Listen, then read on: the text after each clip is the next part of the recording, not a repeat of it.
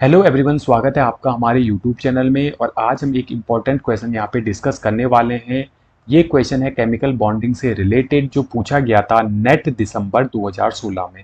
इस क्वेश्चन में आपको क्या बताना है? Highest occupied molecular orbital nitrogen and O2 positive में, राइट। बट आपको ध्यान में रहना है कि एक्स जो एक्सिस है वो इंटर न्यूक्लियर एक्सिस यहाँ पर है। अब इंटर न्यूक्लियर एक्सिस हमारी क्या होती है?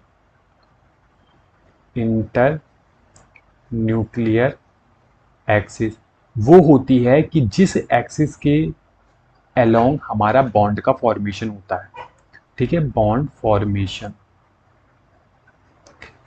जैसे एग्जांपल के लिए मुझे सिग्मा बॉन्ड बनाना है, ऑर्बिटल मेरे पास p है, तो p के पास तीन ऑर्बिटल होती है। एक होती है px, एक होती है py, एक होती है pz, राइट।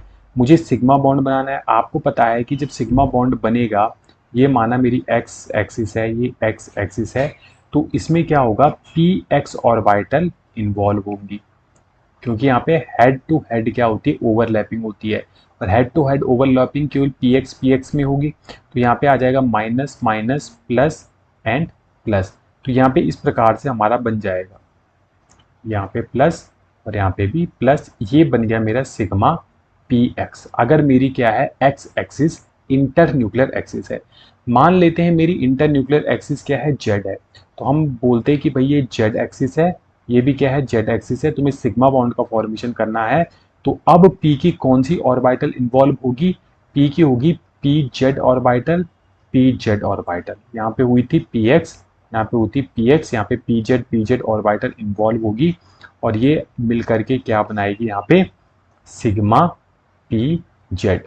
तो कहने का मतलब ये है कि मेरा सिग्मा px बनाएगा या pz बनाएगा या py बनाएगा, ये डिसाइड कौन करेगा? ये डिसाइड करेगा मेरा इंटर न्यूक्लियर एक्सिस, कि मेरी इंटर न्यूक्लियर एक्सिस क्या ली गई है।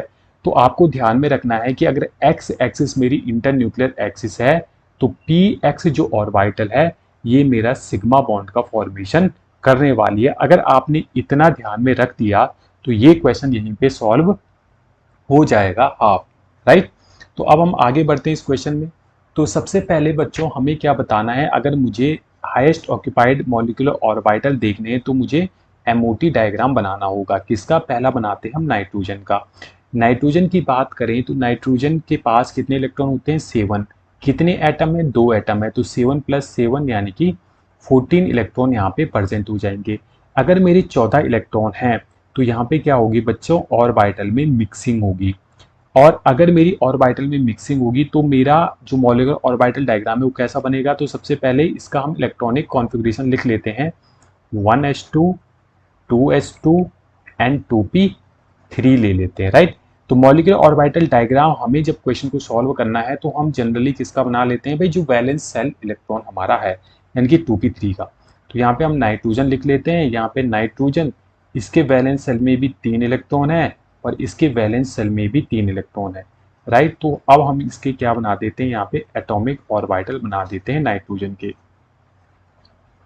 ये तो यहाँ पे है भाई px, py और pz। यहाँ पे भी px, py, pz और एक एक इलेक्ट्रॉन सबके पास है। देखो यहाँ पे एक सिग्मा बॉन्ड बनेगा, एक पाई बॉन्ड बनेगा, ठीक है। सिग्मा बॉन्ड जो होता है ये क्या होता है भाई? स्टेबल होता है। ये अगर स्टेबल होता है तो इसकी एनर्जी क्या होगी बच्चों? कम होगी। एनर्जी अगर इसकी कम होगी तो अगर मुझे मॉलिक्यूलर ऑर्बिटल डायग्राम बनाना होगा तो एनर्जी सिग्मा की कम होगी एंड पाई की क्या होगी बच्चों? ज़्यादा होगी, राइट। ये होगा सिग्मा का, ये होगा पाई का। तो ये तो होता है हमारी आइडियल कंडीशन। ये क्या होती है? Ideal condition.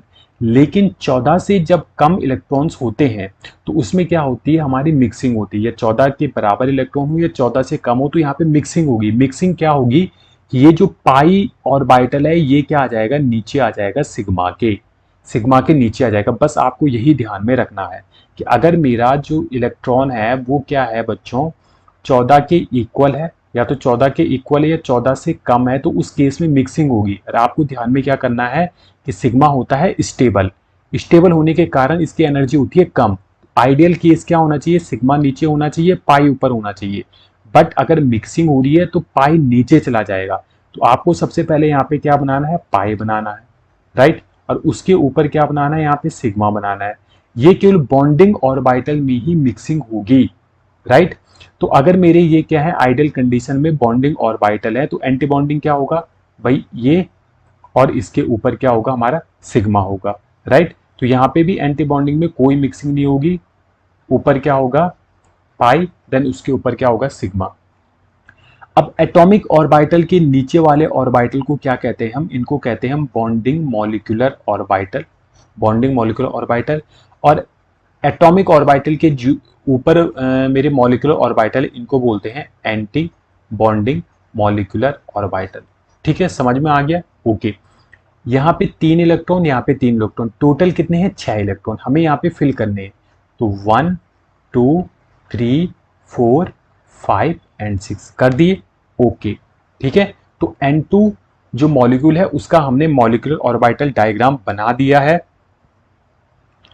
इसमें हमें पूछा क्या गया था, हाईएस्ट ऑक्यूपाइड मॉलिक्यूलर ऑर्बिटल, यानी कि वो मॉलिक्यूलर ऑर्बिटल जो हाईएस्ट ऑक्यूपाइड है इलेक्ट्रॉन से।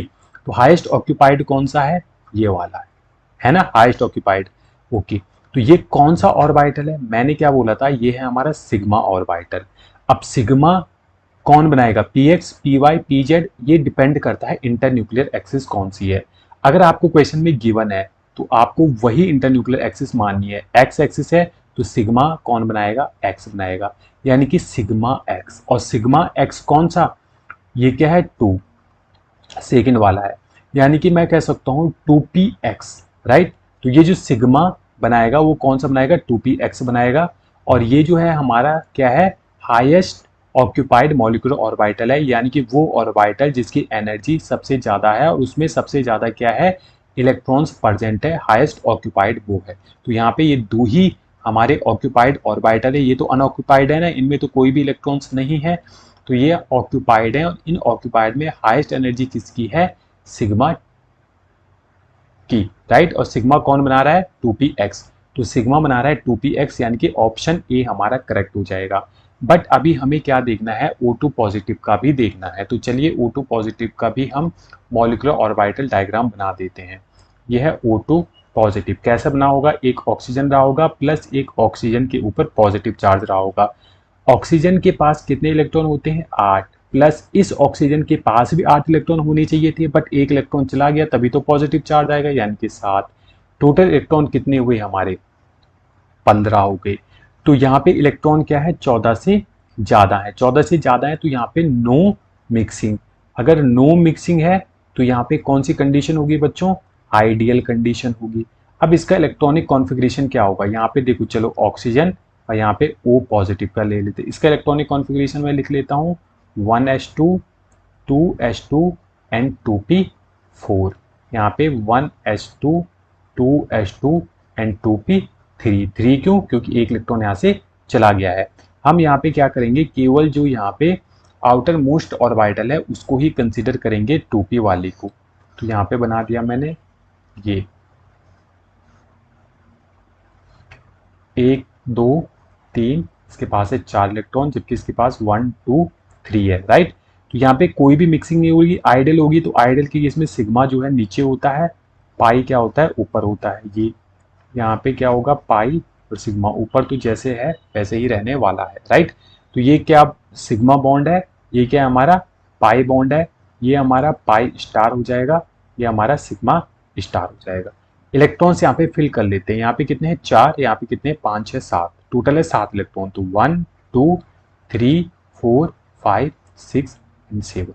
इस केस में हाईएस्ट ऑक्यूपाइड आपको बताना है। तो हाईएस्ट ऑक्यूपाइड वो ऑर्बिटल जिसमें इलेक्ट्रॉन प्रेजेंट है लेकिन उसकी एनर्जी क्या है, सबसे ज्यादा है। तो वो कौन सा ऑर्बिटल है भाई, पाई स्टार है। पाई स्टार किसका, यहाँ पे 2px 2py और 2pz है ना, तो 2p का है हाईएस्ट।